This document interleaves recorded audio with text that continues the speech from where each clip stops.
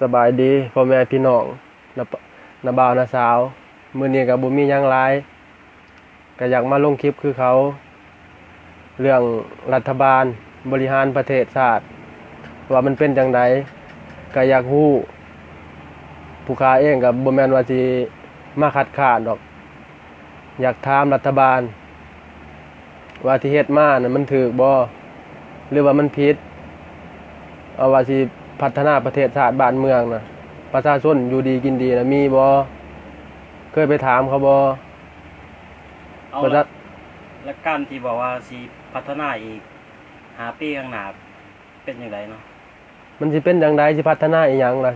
สิมีจังล่ะให้พัฒนาการว่าให้ประชาชนคนลาวใจเขาเฮ็ดหยังล่ะอยู่บ้านใจเขาเฮ็ดหยังมีโรงงานให้เขาเฮ็ดบ่มีแต่โรงเลื่อยไม้นั่นแหละของเวียดนามน่ะหลายโพด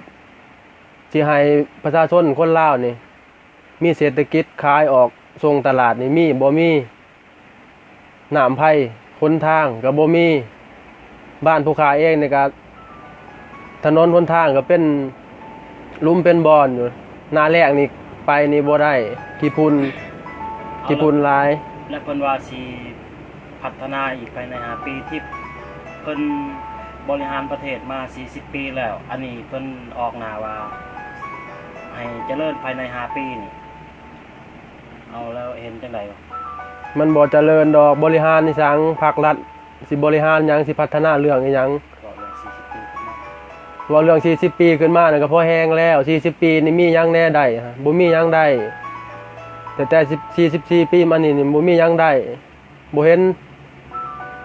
สร้างอีหยังให้ประชาชนเฮ็ดในประเทศลาว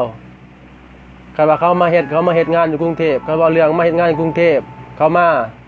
ก็เก็บเงินภาษีเขาน่ะเร่งเคร่งครัดเขาอยากได้ให้ได้คันบ่ได้ก็ไปขู่พ่อแม่เขาอยากได้เงินคันบ่ได้ที่จับพ่อแม่เขาคุกเขาตารางลูกก็บ่ยอมบัดเขาเฮ็ดอยู่นี่เคยถามบ่ว่าค่าแรงเขาได้เท่าใดน่ะรัฐบาลเคยถามบ่เคยแล้วก็บ่ได้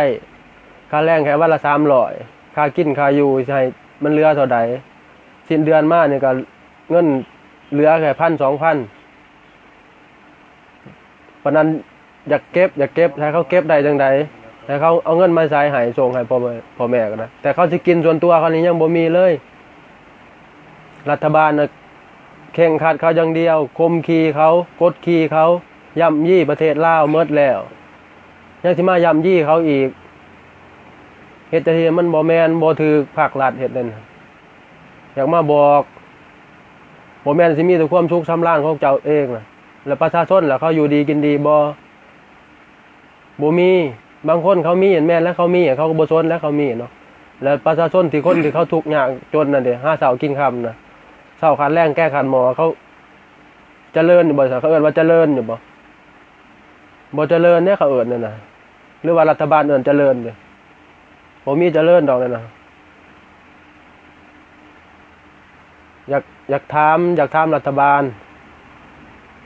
เนี่ยนี่ฮะมันเจริญอยู่บ่เนี่ยนี่ฮะสิเฮ็ดหยังแน่ให้มันเจริญก็ว่าเรื่องถนนหนทางครับเป็นหลุมเป็นบ่อนอยู่เนาะจะให้ผู้ค้าเฮ็ดจังได๋ผู้ค้าก็เบิ่งคลิปเบิ่งหยังคู่มือคู่เว้นอยู่เนาะบ่แม่นว่าสิบ่เห็นนั่นนี่เดี๋ยวนี้มันโลกอินเทอร์เน็ตผู้ใดก็เห็นหมดเฮ็ดหยังก็เห็นหมดปิดหูปิดตาเขาบ่ได้แล้วเดี๋ยวนี้ฮะวัยรุ่นใหม่เขาก็ฮู้เดี๋ยวนี้มันก็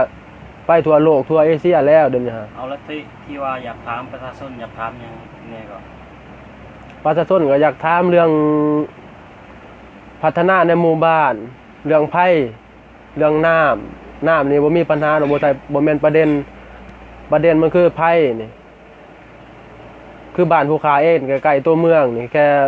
ลักปลายๆนี่ก็ถึงแล้วแต่ไผเห็นบ่เข้าเพราะว่าเป็นหยังบ่เข้ารัฐบาลเขาบ่เอาใจใส่บ่ดูแลประชาชนโกงกินเขาน่ะมักโกงมันโกงชาติโกงบ้านเมืองโกงประเทศลาวมันสิเอาให้หมดเพียงมีทรัพย์สมบัติอีหยังมันก็สิขนไปให้หมดขนไปให้เวียดนามพุ่นแหละมันขนไปหมดทุกอย่างเดี๋ยวมันก็หมดแนวคนเนี่ยมันสิขายแผ่นดินลาวให้เวียดนามตอนนี้ก็ได้ยินข่าวว่าขายแล้วบ่แม่นขายแล้วตอนนี้ก็ขาย แต่ยังบ่ทันหมดเนาะ แต่ยังบ่ทันหมดก็ขายก็ซ้ำว่าขายใหม่ก็ขายบ่แห่บ่ท้ายก็ขายไปหมดแล้ว เอาที่โคบุกีเอาแผ่นดินของประชาชนบ่แม่นบ่ แม่นตัวนี้ก็คมขี้เอาสอโกง จะได้หมองใดเนาะ จะได้หมองใดก็ได้ อยากเฮ็ดหมองใดก็เฮ็ดแต่ความได้หรือว่าความเสียของประชาชนน่ะบ่เคยเบิ่งบ่เคย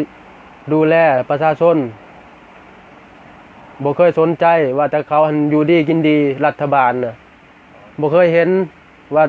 ว่าบ้านเมืองนี่ บ้านเมืองเจริญหรือบ่เจริญบ่เคยเห็นบ่เคยเบิ่งบ่เคยสนใจ แล้วก็